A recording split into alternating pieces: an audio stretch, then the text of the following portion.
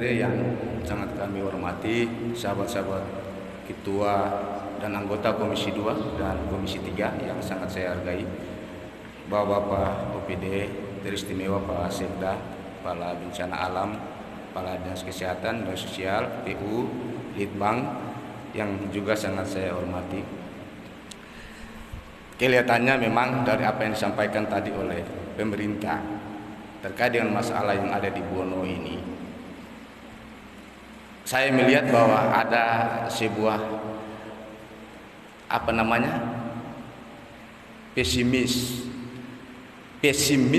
didasarkan atas sebuah kondisional yang memang dari sisi penanganannya bertentangan dengan keinginan masyarakat negeri Buono itu sendiri terkait dengan upaya bagaimana penanggulangan masalah itu bisa selesai.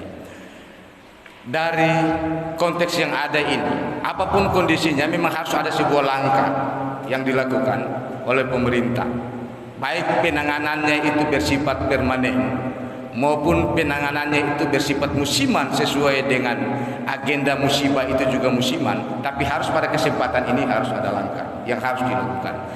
Dari pembahasan yang disampaikan oleh unsur pimpinan OPD tadi, bahwa kan di sana sudah ada dua opsi, paling tidak semacam begitu. Yang pertama itu adalah langkah pengadaan pompa air.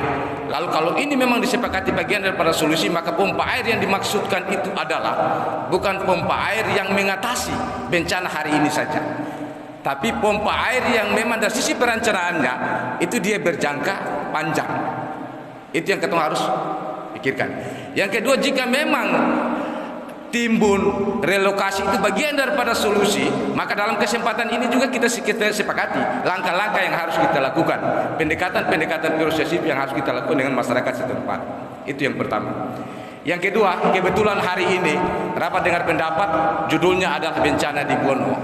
Maka saya juga ingin mengingatkan kepada kita sekalian, sehingga rakyat tidak mengatakan pemerintah Seram Barat ini adalah pemerintah yang amnesia, pemerintah yang lupa-lupa ingat, pemerintah yang kaget setelah ada bencana, dan kemudian bencana setelah terjadi kita kaget, setelah itu penanganan secara totalitas itu tidak dilakukan.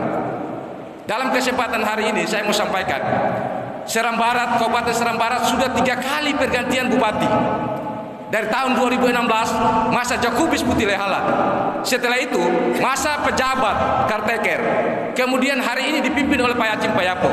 Tapi satu masalah dampak bencana yang tidak bisa diselesaikan oleh pemerintah Kabupaten Seram bagian Barat itu adalah masalah bencana Jawa Sakti, yang hari ini katanya alternatif pemerintah dalam menangani permasalahan itu melakukan relokasi, pemindahan lokasi pemukiman dari Jawa Sakti ke Mahua. Hari ini Bapak anggota DPR, saya mau sampaikan aspirasi masyarakat yang ada di Pulau Kelang sana, bahwa mereka yang hidup di sana sampai hari ini masih merasakan dampak bencana tahun 2016. Kenapa? Lokasi yang dimasukkan oleh pemerintah untuk melakukan relokasi untuk sekitar 400 sampai 500 jiwa masyarakat yang ada di Dusun Mahua hari ini tinggal pada status tanah yang tidak jelas. Janji pemerintah daerah ingin membebaskan lahan 100 juta sampai hari ini dari tahun 2016 tidak pernah dilakukan. Oke lah, kalau misalnya bupati karena bergantian, bupati Pak Bob kejadiannya, kemudian berhenti, lalu kemudian ganti Karteker, kemudian setelah itu ganti lagi bupati, oke lah. Tapi kan kita punya sekda belum pernah diganti. Sekda belum pernah diganti, dan hal ini Pak Sekda tahu itu.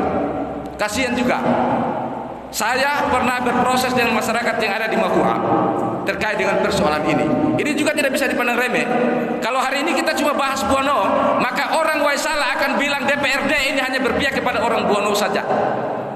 Orang Pulau Kelang akan bilang bahwa pemerintah itu hanya berpihak kepada negeri-negeri yang besar saja. Sedangkan wilayah-wilayah yang hari ini ada di Petuanan, yang ada di Pulau Kelang itu diabaikan oleh pemerintah. Saya pernah berproses dengan masyarakat untuk pembebasan. Setelah konfirmasi dalam 2 kali pembahasan APBD katanya sudah dialokasikan, tapi sampai hari ini tidak terselesaikan. Adapun telah terselesaikan itu cuma 30 juta. 30 juta itu pun hasil patungan 30 anggota DPRD. Sehingga jujur saja masyarakat yang ada di sana memberikan apresiasi kepada anggota DPR, dan kemudian hampir muak dengan pemerintah karena persoalan ini saja. Ini tidak boleh dipandang remeh. Saya mohon maaf Pak Sekda, karena ulang-ulang dong datang ke rumah, ulang-ulang. Selain itu dapil saya, tapi mereka adalah manusia yang dari sisi kemanusiaan butuh kehidupan yang nyaman, kehidupan yang aman. Sekolahnya sudah dibangun, rumahnya sudah dibangun, tapi tanah tidak ada pembebasan. Sehingga setiap tahun, setiap saat tuan tanah itu datang menuntut, dan tidak menutup kemungkinan mereka akan diusir. Apakah kita anggota DPRD hanya mampu melihat kejadian yang terjadi minggu kemarin, hari ini, sampai besok nanti akan terjadi, lalu mengabaikan penderitaan masyarakat yang hari ini sudah 4 tahun? Bapak-bapak, ibu-ibu sekalian, dalam ruang ini selain rekomendasi untuk penyelesaian masalah di Bono, masalah Mahua juga harus diselesaikan. Masalah Mahua juga harus diselesaikan. Terima kasih pimpinan.